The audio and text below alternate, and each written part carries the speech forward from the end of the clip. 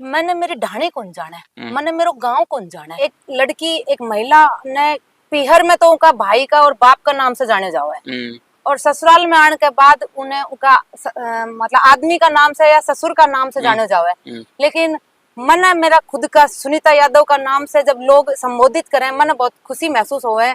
और हमारी एक मजबूत टीम बनी और आज वो हमारी महाशक्ति मिल्क प्रोड्यूसर जो कंपनी बनी उनमें करोड़ों को टर्नओवर हो रहा है, और मैं उनकी डायरेक्टर हूँ, या मैं सौभाग्यशाली हूँ कि मैं उनकी डायरेक्टर। सारा अड़ोसी पड़ोसी हैं वो थाने ताना मारी या थारे प्रेरणा मानी? प्रेरणा माना है, ताना को समय तो निकल ली हो, अब प्रेरणा माना है।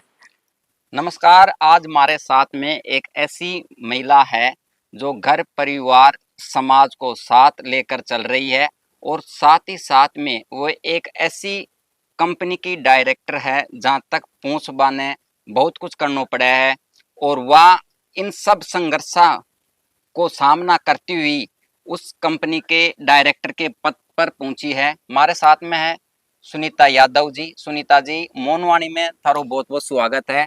थे थारा बारे में बताओ। नमस्कार भाई साहब, मेरा नाम सुनीता है और मैं नारायणपुर की रहने वाली हूँ। नारी उत्थान संस्थान से जुड़े हुए मुझे 13 साल हो गए, और मैं अगर मेरी बात करूं तो देखो 2004 में मेरी शादी हुई। शादी के समय मैं बीए कर रही थी, लेकिन परिवार की स्थिति ठीक नहीं होने की वजह से मैंने पढ़ाई बीच में छोड़नी पड़ी। 9 साल तक घर में रहकर बच्चा पाल को और पशु को खेती को ही काम करती रही थे, मतलब घर को काम काज ही करती क्योंकि मैंने मेरी पढ़ाई तो बीच में छुटवा ही दिया, तो ना तो मैं पूरी तो शिक्षा ले पाई। पढ़ाई थारा पियर वाला छुड़वाया या थारा ससुराल वाला? ससुराल वाला। अच्छा। क्योंकि ससुराल वालों की स्थिति ठीक नहीं थी, और परिवार पियर वालों ने तो मुझे पढ़ाया ही था, बीए करती हुई आई थी, लेकिन शादी के बाद यहाँ आने के बाद उन्होंने मेरी पढ़ाई रोक दी। थारा ससुराल की आर्थिक स्थिति कमजोर थी, ई वास्ते थाने पढ़वा को मौको ना मिले। उसके बाद मैं घर में रहकर सिलाई को काम करती, और सिलाई करती उस समय नारी उत्थान संस्थान से कार्यकर्ता गांव ढाणिया में जाता ही हा, तो वे बोलता कि भाई हम एक समूह को काम करा, आप समूह में जुड़ जाओ। तो नहीं थे नारी उत्थान संस्थान सु कहीं जुड़या के अस्यो कारण रही हो, के घटना रही की का संपर्क में आने के बाद, या कौन थाने बतायो नारी उत्थान संस्थान के बारे में? मैं घर में ही रहा करती, तो नारी उत्थान संस्थान से गांव ढाणिया में कार्यकर्ता जाता, और वे माने बचत कर वो सिखावा की बात करता कि भाई थे बाणो अपना घर में रहकर थे 100 की 200 की आपकी बचत कर सको, जो थारी खुद की पूंजी हो है। दो पैसा कमाने की बात करता। अब उस टाइम में मैं घर में रहकर सिलाई कोई काम करती, तो मैं अपना ससुराल वाला सासू से ससुराल से परमिशन मांगी कि मैंने एक बार समूह में जुड़ जावा दो। वो 10 महिलाओं को एक ग्रुप बना है, तो मैं उनका मैंने जुड़ जाऊं। फिर मेरे ससुर जी की इजाजत मिली और मैं समूह की मेंबर बन गई। लेकिन धीरे धीरे जब समूह आगे बढ़ो, 2-2.5 लाख रुपए हमारी बचत हुई, तो उनके बाद एक बार नारी उत्थान संस्थान से जीजीबाई जी ने बोला, हाँ आप लोग उमा रत्नो जी और हमारी सबकी जीजीबाई, तो वह हमारा समूह ने चेक करवा के गया था। नहीं, आप ये बताओ, माने थे सब महिलाएं माने जीजीबाई क्यों बोलो?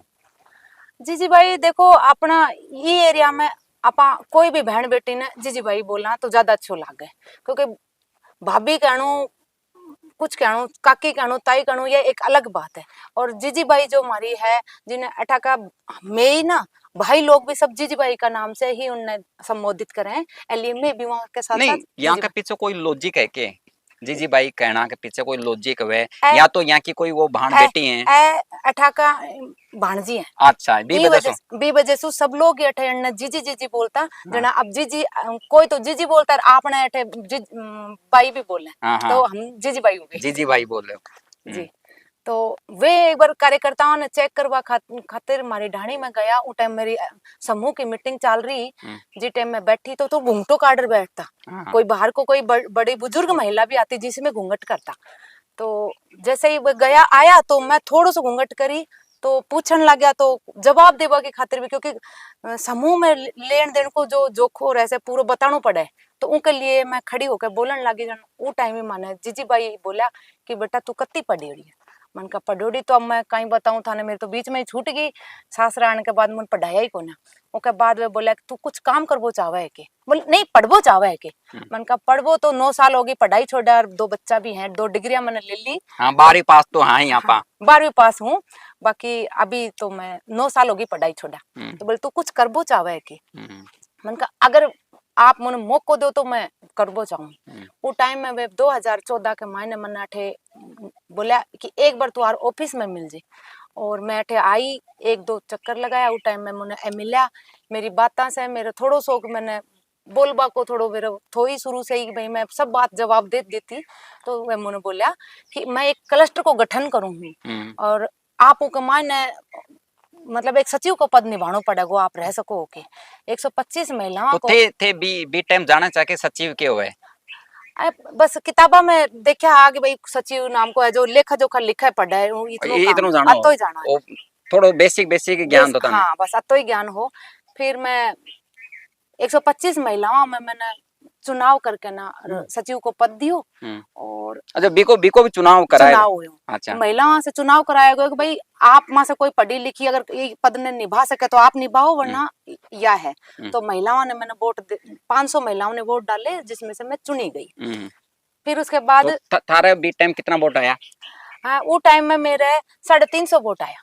तो दिल में थारा बहुत खुशी हुई कि मन का जो मैंने मेरी ढाणी कौन जाना है, मैंने मेरो गांव कौन जाना है।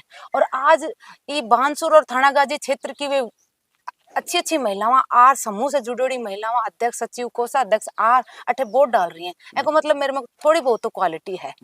तो मन अच्छो भी लाग्यो। और वो टाइम में मेरो चुनाव हुयो।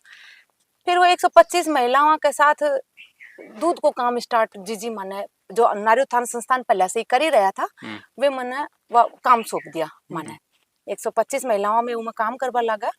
पर महिलाओं नारी उत्थान संस्थान से जो जुड़ाव की बात करूँ तो बहुत ज्यादा है, महिलाओं को जुड़ाव ज्यादा। तो अब वे आर जीजी ने बोल लगे भाई जीजी माने भी मैं जोड़ो, मैं भी दूध को काम करबो चाहूँ, मैं भी। थारा आस पड़ोस की जो बहना थी वो थाने बोल लगी कि अब माने भी थारे साथ जोड़ो और मैं भी काम करबो चाहूँ, आगे बढ़बो चाहूँ।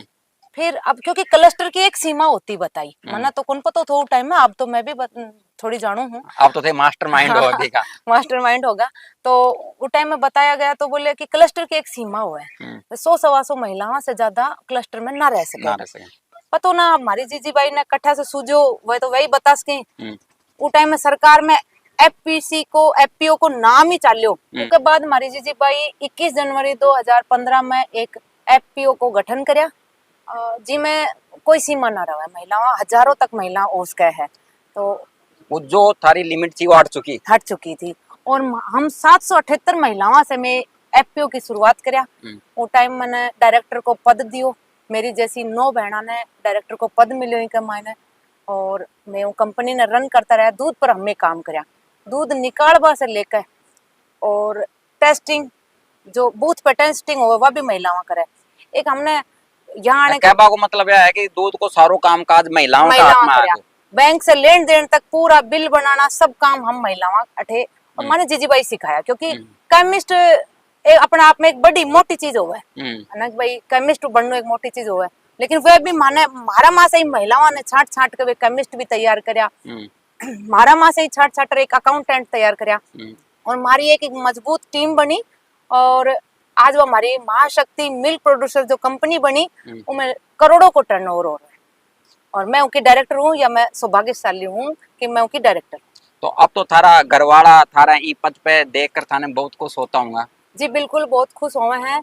क्योंकि एक लड़की एक महिला ने पीहर में तो उनका भाई का और बाप का नाम से जाने जाओ है, और ससुराल में आने के बाद उन्हें उनका मतलब आदमी का नाम से या ससुर का नाम से जाने जाओ है। लेकिन मन मेरा खुद का सुनीता यादव का नाम से जब लोग संबोधित करें, मन बहुत खुशी महसूस हो है कि अपना काम का नाम से जाने जाओ। जी मैंने मेरा काम का नाम से जाने जाऊं।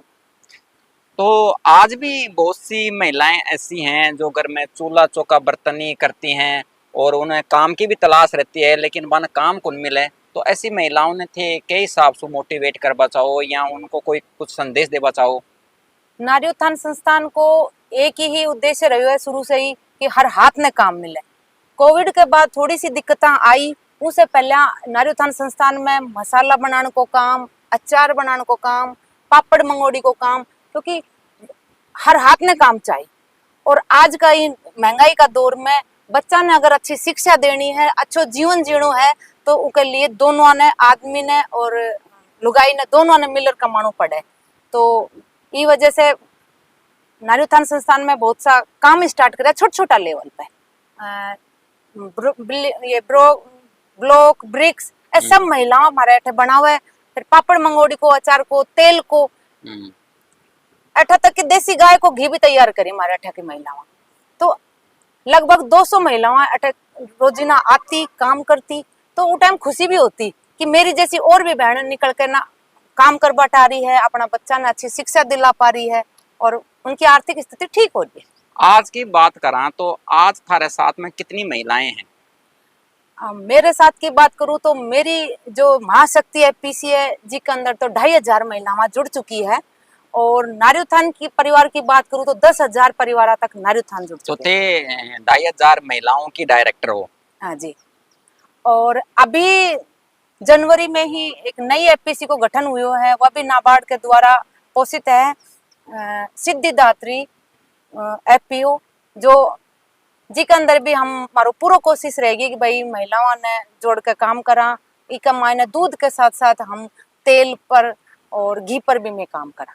आज का युग में एक महिला जब घर से बाहर निकले है जी, तो अड़ोस पड़ोस वाला ज्यादातर कई तरह की बातें बनावे। क्या थारे साथ में भी हैं कि बातें बनी? बिल्कुल बिल्कुल। ये हर महिला अगर घर से निकलती है ना तो उसको उस चीज का सामना करना पड़ता है।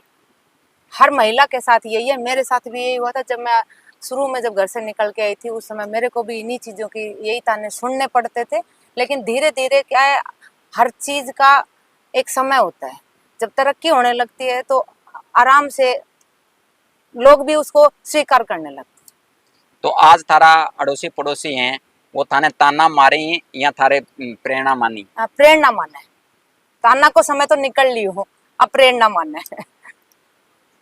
तो ये थी हमारे साथ में सुनीता यादव जी, और ये बहुत अच्छो काम कर रही हैं महिलाओं को साथ लेके। और ये छोटे छोटे समूह के रूप में एक छोटी छोटी आमदनी इकट्ठी करते हैं, जिससे परिवार ही नहीं चलता है, इनकी जो ज़रूरतें हैं वो भी पूरी होती हैं। और ये सही कह रही हैं कि महिलाओं ने भी पुरुषों के साथ में कंधा सो कंधों मिला के चलना चाहिए। और आज का दौर में तो महिलाएं पुरुषों से भी आगे जा रही हैं और नए नए परचम लहरा रही हैं।